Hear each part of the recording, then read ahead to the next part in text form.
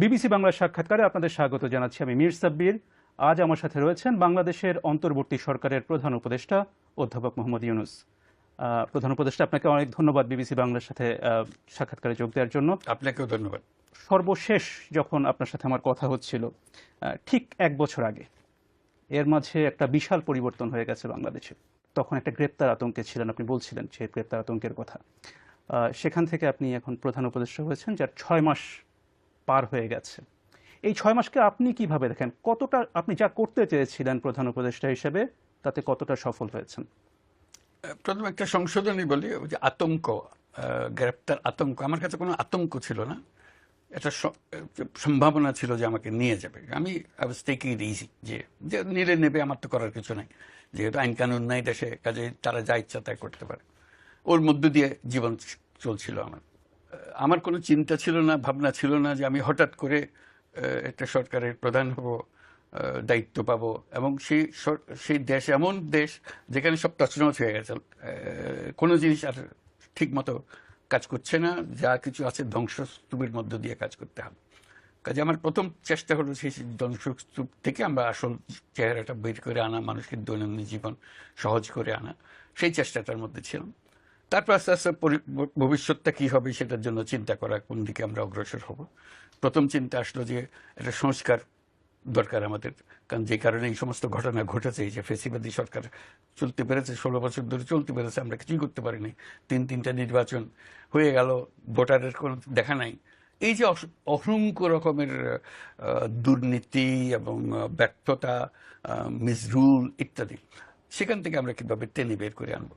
টেনে বের করে আনতে গেলে নিয়মগুলো, প্রাতিষ্ঠানিক সংস্কারগুলো করতে হবে। সেই জন্য প্রথম চোটে আমরা ঠিক করলাম যে আমরা কতটা টেনে বের করতে পেরেছেন বলে মনে হয় আপনার কাছে? কতটা আমরা সংস্কারের বিষয়ে সংস্কার তখন শুরু করি না।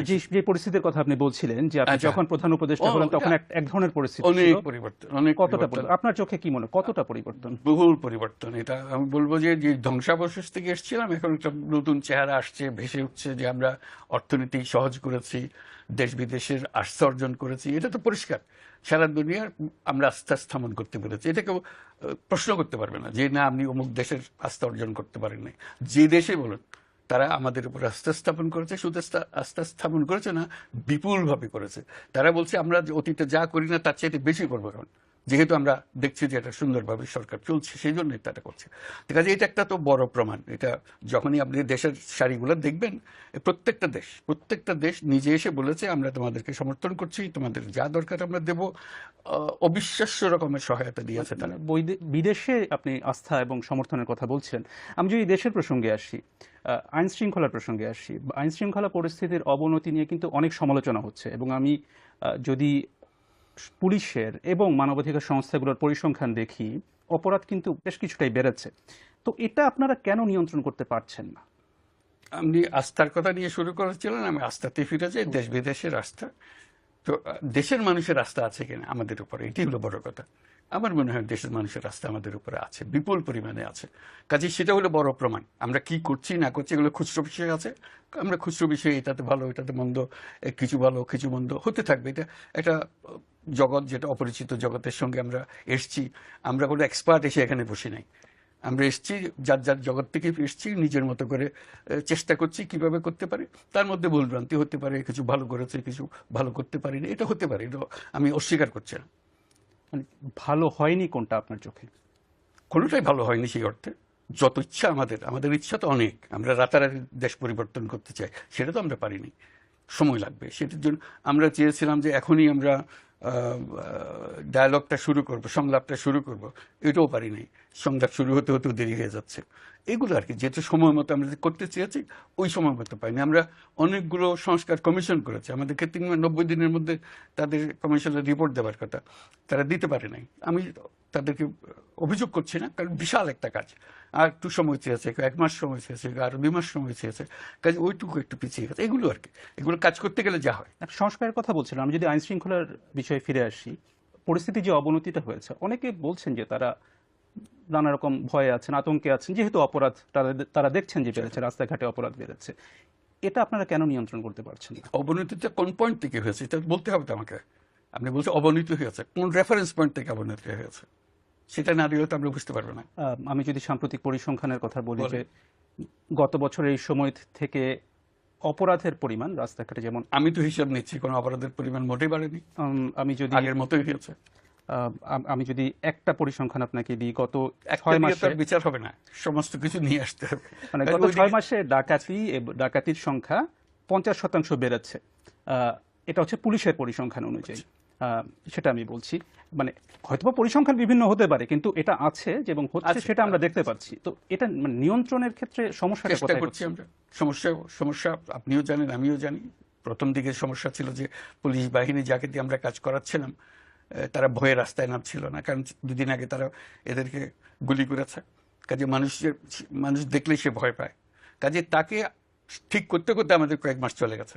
এখন মোটামুটি ঠিক হয়ে গেছে, আবার নিয়ম শৃঙ্খলার দিকে আমরা রওনা হয়েছি, কাজ করতে থাকবো।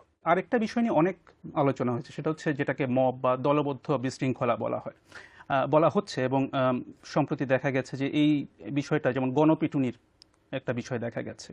কিছুদিন আগের কথা যদি বলি, বেশ কিছু ধানমন্ডি 32 সহ বেশ সারা দেশে অনেক ভবনে ভাঙচুর হয়েছে, কিন্তু দেখা গেছে দীর্ঘ সময় ধরে চলেছে, যেখানে কিনা সরকারের বা আইন শৃঙ্খলা বাহিনী তেমন ভূমিকা দেখা যায়নি। কেন তখন ঠিক ওভাবে ভূমিকা দেখা গেল না? আপনি পরে একটা বন্ধ করার জন্য আহ্বান জানিয়েছেন, কিন্তু আইন শৃঙ্খলা রক্ষাকারী বাহিনী কেন সেখানে তখন কার্যকর ভূমিকা পালন করেনি? সময় নিচ্ছে, তারা প্রস্তুত হয়নি, তাদের মানসিকতার থেকে এখনো মুক্ত হতে পারে নাই, এটা একটা জিনিস হতে পারে। আরেকটা হলো যে তারা আমরা তাদেরকে বলেছি যে কোনো পুলিশ স্টেশনে তারা যে কোনো রিপোর্ট করতে পারে, গিয়ে আইনের আশ্রয় নিতে পারে, এবং সেটাকে আমরা সহজ করেছি। এখন বলছি তোমরা ইন্টারনেটে দিয়ে দিতে পারো, এটা অনলাইন কেস করতে পারে, যাতে মামলা করতে গিয়ে হয়রানি হয়। বরাবরই বাংলাদেশের যে ঐতিহ্য, পুলিশ থানাতে গেলে যে সমস্ত হয়রানি হয়, সেটা থেকে বাঁচার জন্য এখন অনলাইন করেন।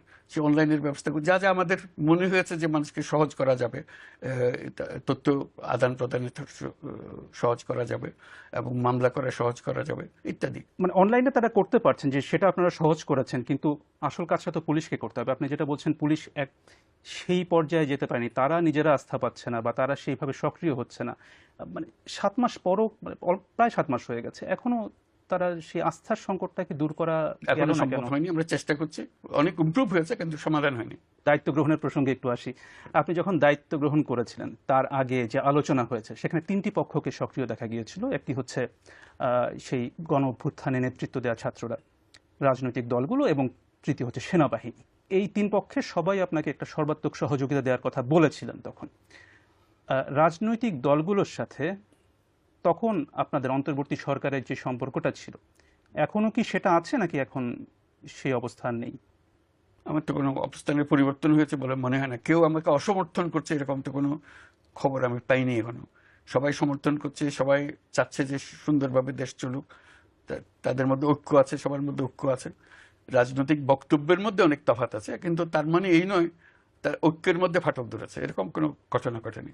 বিএনপির যে ভারপ্রাপ্ত চেয়ারপারসন তারেক রহমান একটি বক্তব্যে বলেছেন যে অন্তর্বর্তী সরকারের নিরপেক্ষতা নিয়ে জনমনে সংশয় তৈরি হয়েছে। জনমনে ওনার মনে সন্দেহ হয়েছে কিনা এটা হলো কথা। কেন, মানে তাদের মনে কেন সন্দেহ তৈরি সে হয়েছে? হয়নি তো, সে কথাই বলছি। আমরা যখন বসি, কেউ তো বলে নাই যে আপনার সন্দেহ হচ্ছে, সব বলছে আমরা আপনাদের সঙ্গে আছি। মানে আপনাদের সামনে ভিন্ন কথা বলছে, কিন্তু বক্তব্যে ভিন্ন, মানে ভিন্ন কথা বলছে, তাই কি ভিন্ন হচ্ছে? বলছে কিনা সেটা আপনারা বুঝেন, কিন্তু আমাদের সঙ্গে যে সমস্ত আমাদের সম্পর্কের কোনো ঘাটতি হয় নাই। ছাত্রদের প্রসঙ্গে, ছাত্ররা একটা রাজনৈতিক দল এরই মধ্যে করে ফেলেছে। সে বিষয়ে কয়েকটি রাজনৈতিক দল, বিশেষ করে বিএনপির পক্ষ থেকে বলা হয়েছে যে, একটা অভিযোগ করা হয়েছে সরকার এখানে তাদেরকে সহায়তা করছে। সরকার কি সহায়তা করছে তাদেরকে, বা না, করেছে? সরকার কোনো সহায়তা করে না। 3জন ছাত্র প্রতিনিধি ছিল সরকারের ভেতরে, যিনি রাজনীতি করতে মনস্থির করেছেন, তিনি সরকার থেকে ইস্তফা দিয়ে চলে গেছেন। উনি প্রাইভেট সিটিজেন হিসেবে রাজনীতি করবেন, এর কার বাধা দেওয়ার কি আছে?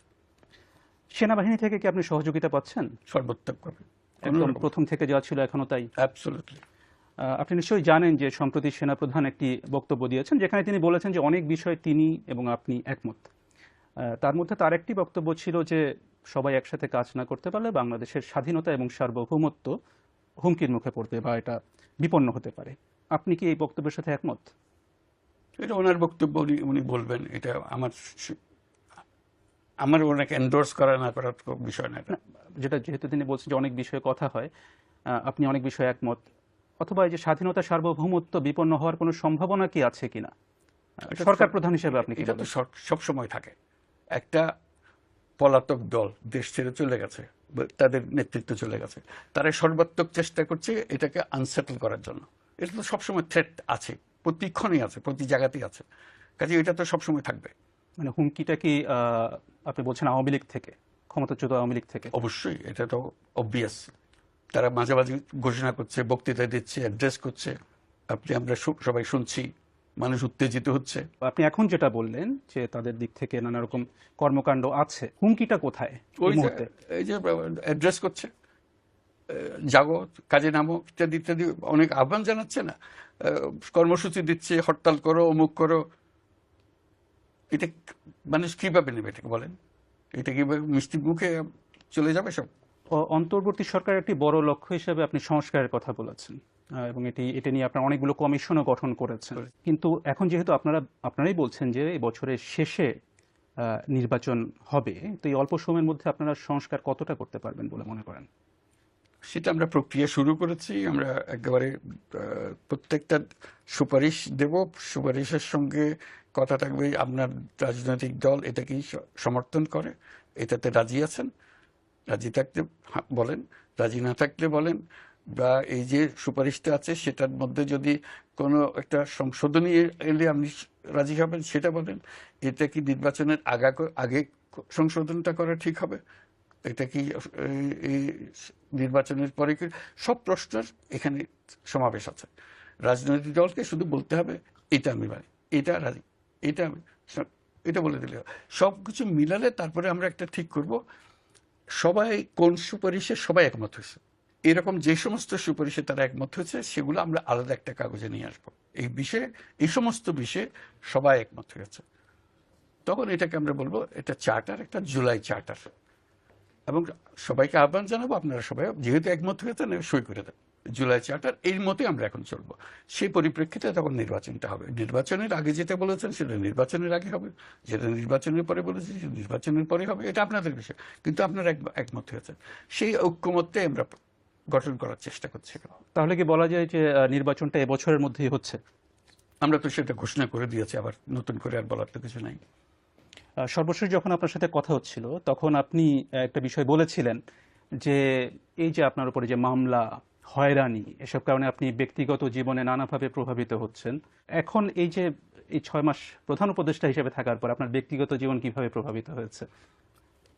আমি তো এখন সেই ব্যক্তিগত জীবন থেকে বিচ্যুত হয়ে গেছি। এখন তো আমার জীবন অন্য রকমের, এই বদ্ধ করে কাজ করার মতো জীবন। আমার দিকে ওদিকে কাজ করার সুযোগ নেই, যেটুকু করার খুব সীমাবদ্ধভাবে আমাকে ফোকাসড হয়েছে সেগুলো করতে হচ্ছে।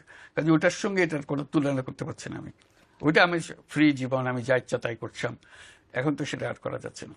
গণ অভ্যুত্থানের পর থেকে ভারতের সাথে বাংলাদেশের সম্পর্কের একটি অবনতি দেখা গেছে। এখন দুই দেশের সম্পর্ক এখন কোন পর্যায়ে আছে? খুবই ভালো, আমাদের সম্পর্কের কোনো অবনতি হয় নাই। আমি যেভাবে ব্যাখ্যা করে এসেছি আমাদের সম্পর্ক সবসময় ভালো থাকবে, এখনও ভালো আছে, ভবিষ্যতেও ভালো থাকবে। বাংলাদেশ ভারতের সম্পর্ক ভালো না থেকে উপায় নেই। আমাদের সম্পর্ক এত ঘনিষ্ঠ, আমাদের পরস্পরের উপর নির্ভরশীলতা এত বেশি, এবং আমাদের ঐতিহাসিকভাবে, রাজনৈতিকভাবে, আমাদের অর্থনৈতিকভাবে আমাদের সম্পর্ক এত ক্লোজ সম্পর্ক, সেটার থেকে আমরা বিচ্যুত হতে পারবো না। তবে মাঝখানে কিছু কিছু দ্বন্দ্ব দেখা দিয়েছে, আমি হচ্ছে মেঘ দেখা দিয়েছে। এই মেঘগুলো মোটামুটি এসছে অপপ্রচার থেকে। অপপ্রচারের সূত্র কারা সেটা অন্যরা বিচার করবে, কিন্তু এই অপপ্রচারের ফলে আমাদের সঙ্গে একটা ভুল বোঝাবুঝি হয়ে গেছে। সেই ভুল বোঝাবুঝির থেকে আমরা উত্তরণ করার চেষ্টা করছি, কিন্তু আমি মূল সম্পর্কের মধ্যে কোনো তার সাথে আপনার সরাসরি ভারত সরকারের সাথে আপনার সরাসরি যোগাযোগ সবসময় হচ্ছে? যোগাযোগ হচ্ছে আমাদের। তারা এখানে আসছে, আমাদের লোকজন সেখানে যাচ্ছে। প্রাইম মিনিস্টার মোদির সঙ্গে আমার প্রথম চোটেই কথাবার্তা হয়ে গেছে। ইলন মাস্কের সাথে সম্প্রতি আপনার একটা কথা হয়েছে এবং তাকে আপনি বাংলাদেশে আমন্ত্রণও জানিয়েছেন। এটা কি যুক্তরাষ্ট্রের নতুন প্রশাসনের সাথে একটা সম্পর্ক তৈরির চেষ্টা এটা নাকি? মূলত ছিল স্টারলিংক নিয়ে, একটা ব্যবসায়িক একটা সম্পর্কের বিষয় ছিল। সেই বিষয়ে আমরা আলাপ করছি যে স্টারলিংকের কানেকশনটা আমরা নিতে চাই। আওয়ামী লীগের রাজনীতি নিয়ে রাজনৈতিক দলগুলোর মধ্যে মতভেদ দেখা গেছে, বিভিন্ন জন বিভিন্ন কথা বলছেন। এটা নিয়ে আপনার অবস্থানটা কি? ওই যে ঐক্যমত, আমরা বরাবরই ফিরে যাচ্ছি ঐক্যমতে, সবাই মিলে যা ঠিক করবে আমরা তাই করব। মানে এই বিষয়ে আপনার সরাসরি আমার কোনো অবস্থান নেই যে সরাসরি অবস্থান আওয়ামী লীগ কি নিষিদ্ধ হবে অথবা রাজনীতি করবে কিনা, নির্বাচনে অংশ নেবে কিনা, এটা নিয়ে? আমি অত ডিটেলসে যাচ্ছি না। আমার বরাবরের পজিশন সেটা হলো যে আমরা সবাই এই দেশের নাগরিক, আমাদের এই দেশের উপরে সমান অধিকার, আমরা সব ভাই ভাই, আমাদেরকে এই দেশেই বাঁচতে হবে, এ দেশকেই বড় করতে হবে। কাজে যে মত দল করবে তো বটে, সব কিছু করবে, কারো কোনো এই দেশ থেকে কেড়ে নেওয়ার, এদের তার অধিকার কেড়ে নেওয়ার কোনো উপায় নাই। কিন্তু যে অন্যায় করেছে, যার বিচার হওয়া উচিত, তার বিচার হতে হবে, এটুকুই শুধু। বাংলাদেশের যে রাষ্ট্রীয় কাঠামো, তাতে সরকার প্রধানের সাথে রাষ্ট্রপতির একটা নিয়মিত যোগাযোগ থাকার কথা। আপনার সাথে কি বর্তমান রাষ্ট্রপতির সাথে যোগাযোগ হয়? যখনই প্রয়োজন হয়, শুধু শুধু তো গিয়ে ওনার সময় নষ্ট করার দরকার নেই, যখনই দরকার হয় আমি তার কাছে যাই। এর আগে সাক্ষাৎকারে আপনি একটা কথা বলেছিলেন যে ১/১১-র সময় আপনি যে একটা রাজনৈতিক দল গঠন করেছিলেন সেটা নিয়ে কথা হচ্ছিল, এবং আপনি বলেছিলেন যে আপনার রাজনীতিতে আসাটা ভুল হয়েছে। এখন আপনি বাংলাদেশের সবচেয়ে বড় রাজনৈতিক পদে রয়েছেন। এখন আপনার কি মূল্যায়ন যে এটা কি এখানে আসা কি আপনার সঠিক হয়েছে, নাকি এখনই বিচার করতে চান না? না, বিচার করব। প্রথম কথা, আমি রাজনৈতিক দল গঠন করি নাই, গঠন করার কথা বলেছিলাম কথা বলেছিলেন। এবং 10 সপ্তাহ যাবত এই কথা জারি ছিল। এই 10 সপ্তাহ পরে আমি বলেছি না, আমি রাজনীতিতে যাব না। আমি এই কথা বলেছি, politics is not my cup of tea, এবং ওইখানে সমাপ্ত। এরপরে আর রাজনীতির কাছে আমার কেউ টানতে পারেনি। সবাই চেষ্টা করেছে দেশের নেতৃত্ব নেন, আপনি প্রধানমন্ত্রী হন, সবাই চেষ্টা করেছে, আমি কোথায় যাইনি। আমি বলছি এই চ্যাপ্টার শেষ, এই 10 সপ্তাহ, দ্যাটস এনাফ। ওইটাই ছিল। কাজে ওইভাবেই আছি এখন। এখানে আমি রাজনীতি যাওয়ার কোনো সম্ভাবনা নেই, রাজনীতি করিও না, কিন্তু করবো এটা না। একটা রাজনৈতিক পদ, সরকার প্রধান। যদি টেকনিক্যালি হবে, এটা নিয়ে আমি তো এই পদে আসতেও চাই নাই। আমাকে অনুরোধ করেছে, বহুবারে করেছে, তারপর আমি শেষ পর্যন্ত সম্মত হয়েছে, সেটা দায়িত্ব নিয়েছে। এটা রাজনৈতিক পদ যদি হয়ে থাকে, এটা বাই ডেফিনিশন। আমি রাজনীতি করি না। প্রধান উপদেষ্টা অধ্যাপক মোহাম্মদ ইউনূস, আপনাকে অনেক ধন্যবাদ বিবিসি বাংলাকে সময় দেওয়ার জন্য। ধন্যবাদ আপনাকে।